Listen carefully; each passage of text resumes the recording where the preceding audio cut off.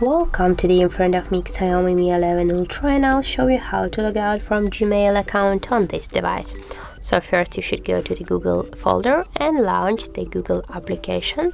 Right there on the right side, tap on the icon, and here you'll see that we are logged in into two accounts right now.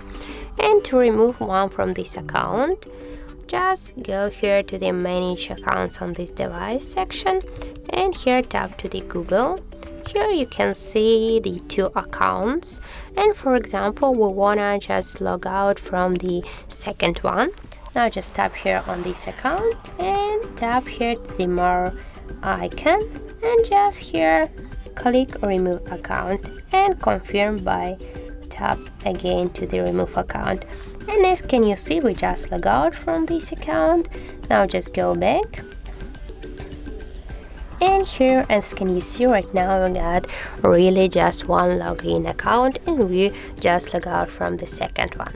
So that's how it looks. If you found this video helpful, leave like, comment and subscribe our channel.